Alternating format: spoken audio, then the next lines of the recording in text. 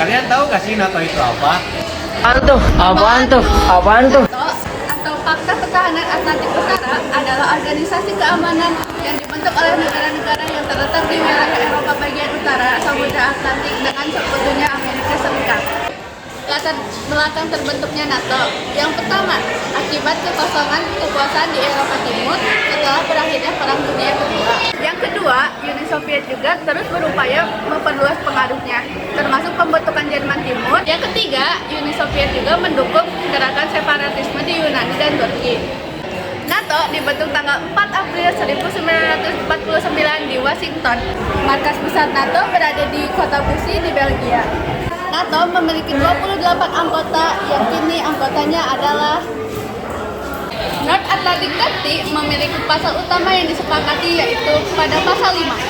Keamanan bersama dan pertahanan bersama merupakan prinsip utama NATO dalam menjalankan setiap aksinya. Adapun tujuan yang diharapkan dari dibentuknya NATO antara lain: yang pertama, menyelesaikan sengketa secara damai. Yang kedua, menghapuskan sengketa politik ekonomi internasional. Yang ketiga, menghindarkan penggunaan kekerasan dan ancaman militer dalam hubungan internasional. Dan yang terakhir, yang keempat, saling membantu dan membela negara yang tergabung dalam anggota NATO. NATO memiliki dua unit komite dalam pelaksanaannya, yaitu Civilian Komite dan Military Komite. Yang keduanya bekerja sama dalam menjalankan NATO. Selain itu, NATO juga memiliki sekjen yang dipilih setiap 4 tahun sekali. Umumnya, yang terpilih merupakan seorang politisi senior di negara anggota dan dipilih secara konsensus oleh anggota. Pada tahun 1966, Prancis memutuskan untuk melakukan keanggotaannya di NATO dan menutup markas besar NATO yang ada di negaranya. Kemudian, pada 7 Maret 2009, di bawah kepemimpinan Presiden Nicolas Sarkozy, Prancis kembali aktif di NATO. NATO juga memiliki peranan atau pengaruh terhadap negara-negara di dunia termasuk Indonesia. Yang pertama, ada hubungan NATO dengan Uni Eropa dan Rusia.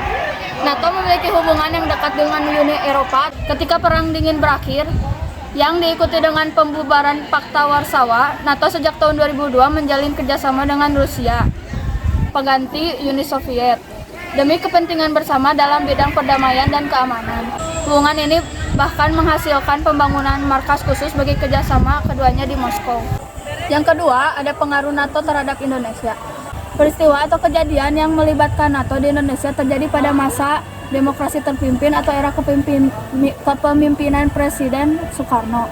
Misalnya ketika terjadi perebutan Irian Barat. Sementara itu pada masa Orde Baru atas dorongan Amerika Serikat dan Australia untuk membendung penyebaran komunis di Asia Tenggara, Presiden Soeharto membebaskan Timor Timur dari cengkraman Fretilin yang dianggap komunis. Namun atas dorongan kedua negara itu pula, Presiden Habibie menyetujui pelaksanaan referendum atas Timor Timur yang hasilnya wilayah tersebut memutuskan untuk lepas dari Indonesia. Sekian dari kelompok kami. Assalamualaikum warahmatullahi wabarakatuh. Dadah.